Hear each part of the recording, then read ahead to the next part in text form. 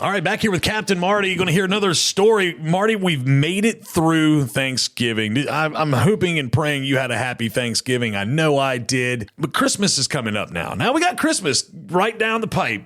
Here's the big question I need to ask you, though. Real Christmas tree or artificial Christmas tree? I don't like to say the word fake Christmas tree. It aggravates me. So real Christmas tree or artificial tree, Captain? Well, there's only two things more divisive in our country after this election than this election we just got through. Oh, yeah. One of them is the choice of a real tree versus a artificial tree. And the second thing is colored lights or white lights. Oh, that's a big question, too. I'm really particular. There will be no artificial tree in my home. Okay.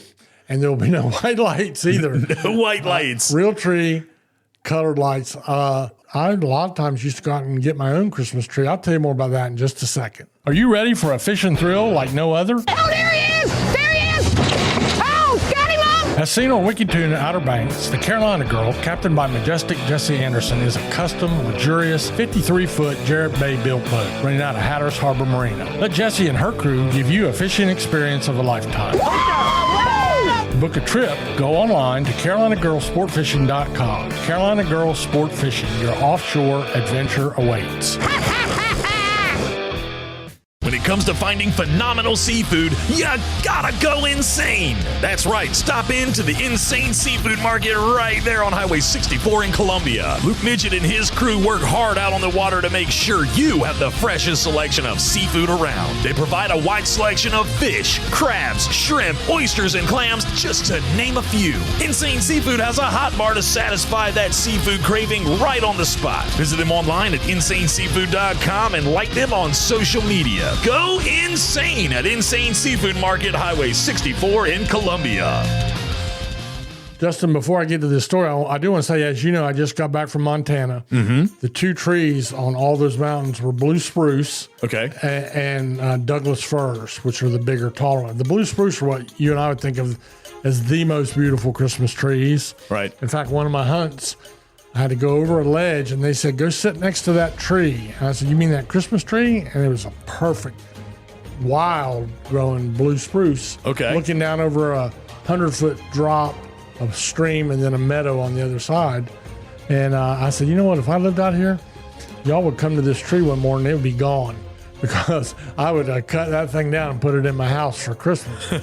Now, I do know that people are funny about trees. Mm-hmm. And so I'm pretty much joking about what your choice is.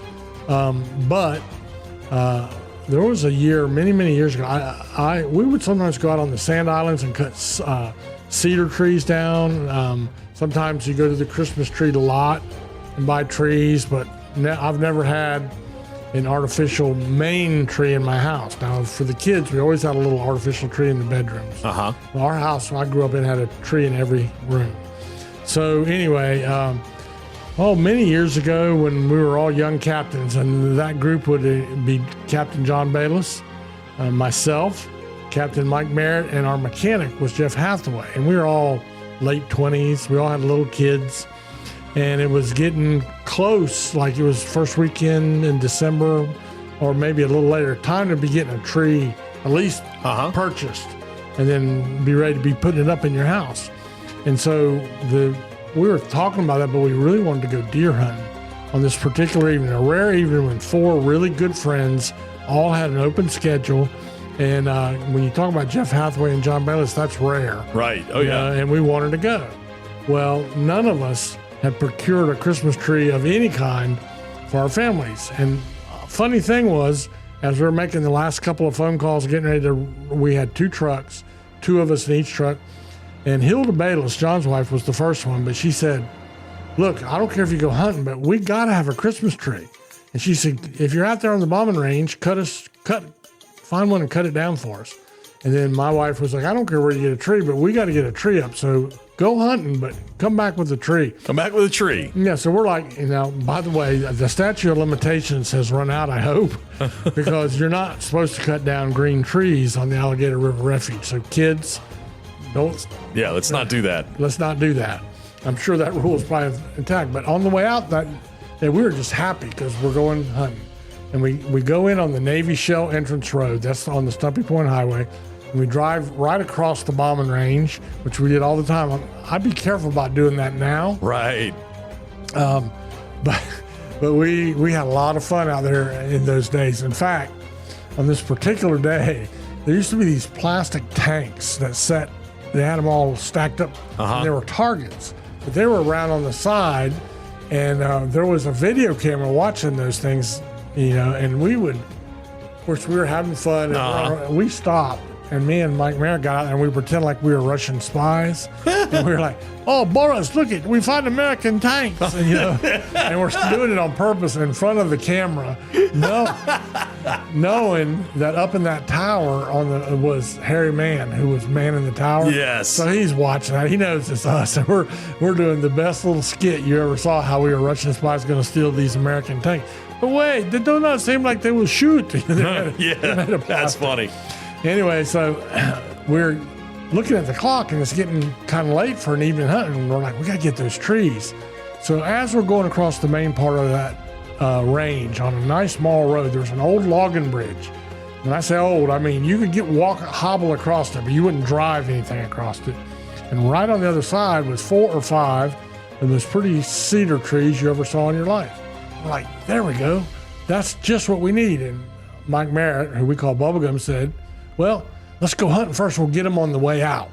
And so I'm going to stop right there, take a little break, and I'll tell you about how our Christmas tree harvest went when we come back. Teachers Lair Marina in Hatteras Village is the closest spot on the Outer Banks to the Gulf Stream. Just inside Hatteras Inlet, Teachers Lair is fully loaded with bait, tackle, ice, snacks, and drinks for your fun-filled day out on the water. Want to get rigged up to catch the big one? Lee and the gang in the tackle shop can outfit you to catch whatever is eager to get hooked. To see the marina, the tackle shop, or to book a charter, go online to teacheslair.com. Teachers Lair Marina in Hatteras Village. Your fishing venture awaits. So we did go out, and we separated down on Possum Extended, Possum Road. Justin, you haven't spent much time, but that boys in East Lake and Mans Harbor. They know where I'm talking about. We went down Possum Road. We didn't see anything hunted till dark. We're disappointed. And so I think it was John said, well, boys, don't forget, we got to stop and cut down those 4 trees. So 4 men in 2 trucks, we drive back to the spot. We knew right where it was. And Jeff hops across the bridge first. And he's like, yeah, these will be perfect. Pass me the saw. And John says, Bubblegum, pass him the saw. Bubblegum says to me, Marty, pass us the saw. Nobody had a saw. We were so pumped up on going deer hunting, we did not have a saw, and we're looking at 4 perfect cedar trees. So then somebody had a knife with a serrated edge on it, and they're like, let's try that. 1 or 2 of them would pull the tree over, and the other one would saw with a pocket knife. That wasn't working. And at that point, Jeff Hathaway says, man, if we don't come home with 4 Christmas trees for 4 families, we ain't gonna be doing any more deer hunting this year. So he says, wait a minute, I got my shotgun in the truck, because we were hunting with rifles, but he had his duck gun in the truck. And he said, I got some buckshot in the truck too. And we're like, for what? He says, we'll shoot them down. What? Yeah. So wow. He ended up getting his shotgun and loaded her up with 5 buckshots and put it in there. And we're all laughing, having a great time, And one of us holds the flashlight, and everyone else tried to just make sure we got out of the way. And Jeff put the barrel of that gun. Again, this is one of them kids, just as a story, don't go out and do this. Do not try this at home. But he put that thing up against it, and when he pulled the trigger, of course, we're shooting after dark on a federal refuge, taking a green living pine tree. But when he pulled the trigger, that thing fell over just like he chopped it right in half. Wow. And we're like, wow. So we threw that one in the truck, and he put another shell in there. Boom, boom, 4 shells, 4 Christmas trees. And anyway, we threw them in 2 in each truck. And when John got home, Hilda took one look at that Christmas tree and said, what'd you cut this thing down with? Because before you could put it in a Christmas tree stand, you had to clean up the bottom. It looked like it was just totally blown away. But we got the job done. We got all 4 of those Christmas trees. And I think it was after that, I made sure that come December 7th, I had a tree, one or the other, sitting in a bucket in the yard ready to roll.